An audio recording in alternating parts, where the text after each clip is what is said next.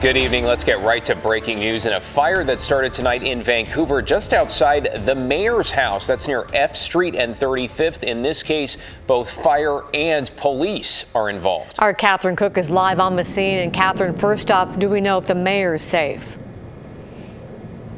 Yes, Laurel, police are able to confirm the mayor is safe tonight. In fact, she was at a Vancouver City Council meeting when this all happened. No one was injured. Police tell us the call came in just after 9:30 tonight. They say the homeowner, in this case the mayor's husband, confronted somebody after they allegedly set fire near the garage. The mayor's husband was able to put out the fire himself. Police arrived, they set up a perimeter and a canine track, but the suspect ran away and they have not been able to locate him since. Police have been here the entire evening, and at this point they say it's under investigation. The fire marshal's office is looking into it, in addition to Vancouver PD's arson investigator. But again, nobody was hurt tonight. The fire is out, the mayor is safe, but no arrests have been made. Back to you. Catherine Cook live in Vancouver. Thank you, Catherine. And now to a string of jewelry thefts from Washington County to Vancouver. The victims all say the suspects are brazen, taking their jewelry right off their bodies while using the same ruse. And in this case, police say they snuck into a retirement community and then targeted a senior. Catherine Cook's been busy tonight. She talked to the victim's daughter about how it all unfolded. I kind of felt like there's a special place in hell for people like that. Nicole Williams wants everyone to know what happened to her mom, Stephanie. The 76-year-old lives in the Van Mall retirement community in Vancouver. Nicole says on September 6th, her mom and some friends were out on the porch when a strange man approached them. He said his mom was going to be joining him. It was her birthday, which is strange, but and then my mom and her friends went back into her retirement village. They didn't know it then, but it was the setup that led to the theft of Stephanie's 3-carat diamond ring. A few minutes later, Nicole says the man and a woman walked into the retirement home, pretended to sign in. They were very brazen. And eventually found her mom, who was in a group Bible study. The woman told her, "It's my birthday. I have something for you," really random, but started putting jewelry on her hand. As she was putting rings on my mom's fingers, and then as she took the rings off, she took my mom's diamond ring off. And once my mom realized it was gone, this couple was up and running for the door. So my mom said, "Stop them." By then, it was too late. Oddly enough, they left behind a small sock full of fake jewelry. They knew what they were doing. Yeah, they'd done it before. Vancouver police tell us another victim recently reported the same thing happened to them in a shopping center parking lot. And in Washington County, sheriff's deputies there tell us they took 3 separate reports from jewelry theft victims describing the same MO.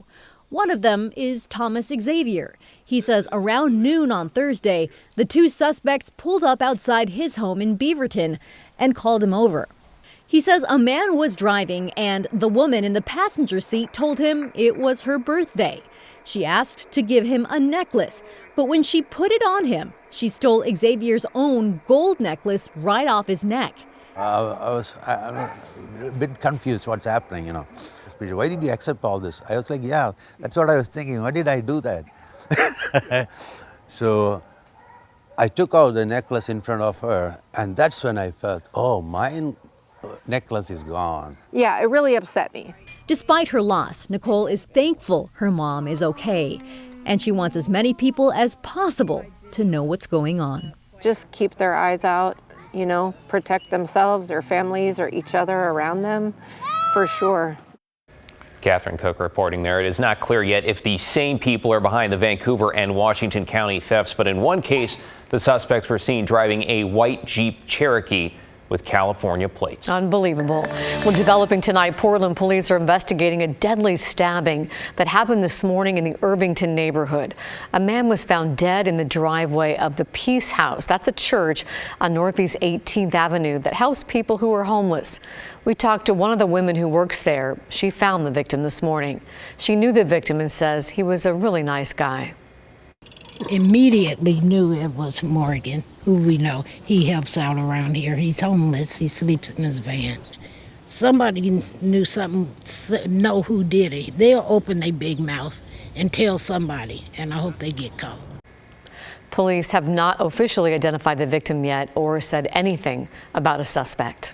Well, let's get to an update on wildfires tonight. The smaller fires that started near Salem and Estacada on Friday have been contained and evacuation orders lifted.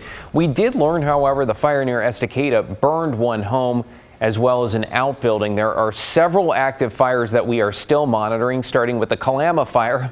Evacuation orders remain in place near the south side of Mount St. Helens. The fire there has covered about 107 acres, though crews' efforts are starting to pay off.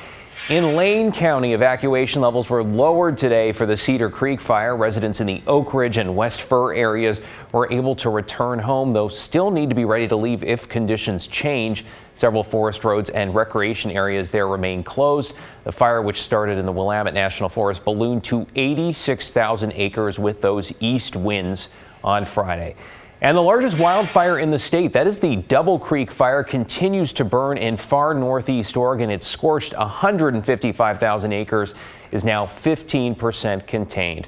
Well, let's bring in meteorologist Joe Ranieri now. Joe, we had a rough couple days with all the smoke in the valley. It's nice to be able to start to breathe again outside. I think a lot of people feel that way, David. Yeah, we are going to be seeing conditions really improve. We saw that earlier today, although it was a little bit smoky and hazy through a good part of the morning and into the afternoon. But as we look at the air quality numbers right now, much of western Oregon is looking in the good to moderate category. But you travel east, that's where the air quality is really going to be taking a hit, at least until the middle part of this week. We're talking the high desert, Bend and Redmond, and especially along the Oregon-Idaho border. We'll zoom in a little bit, looking at the air quality over on that side of the state. A lot of locations are in the unhealthy category. We're also seeing some unhealthy for sensitive groups. That is the orange color. As we look at the smoke forecast, the west side of the state, we're pretty much in the clear in terms of not seeing any smoke and haze over the next couple of days. As we put this into motion, you can see where it's going to be very thick heading into tomorrow and throughout parts of Wednesday as well. It'll start to really let up by the later part of this week. We also saw a little bit of some rain earlier today. That helped things out. And coming up in my detailed forecast, I'll talk more about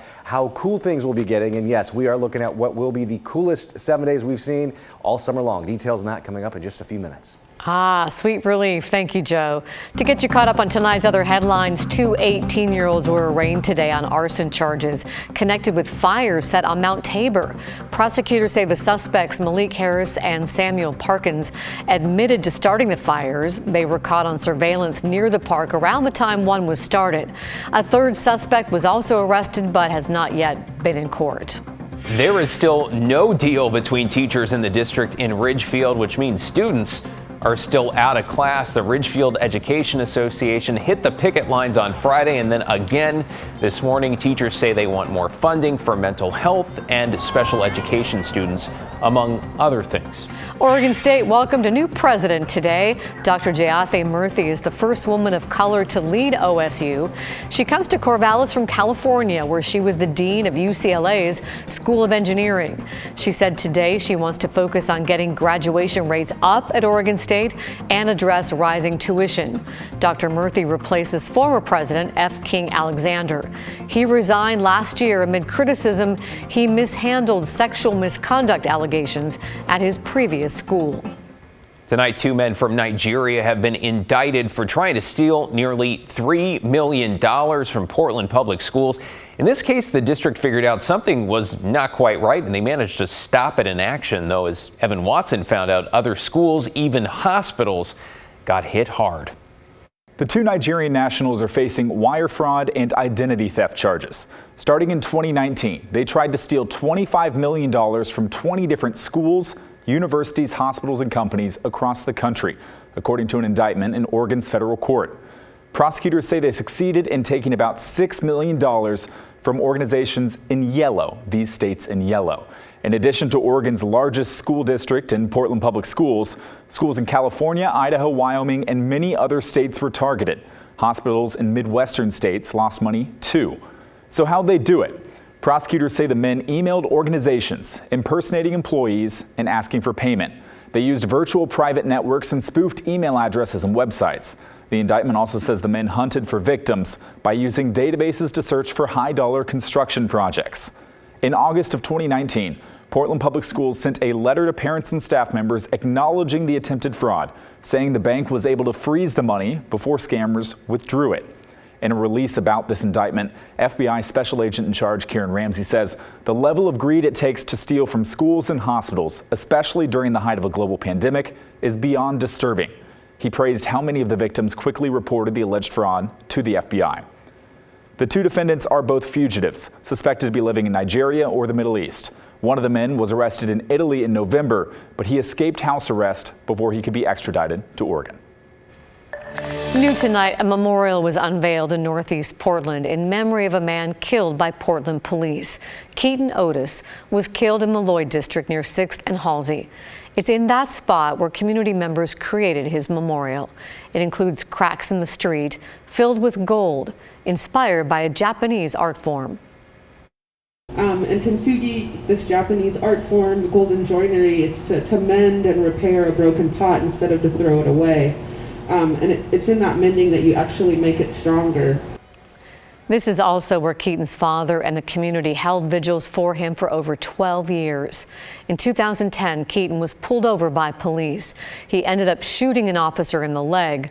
Other officers then shot and killed him. His mother told a grand jury Otis had been dealing with mental health issues.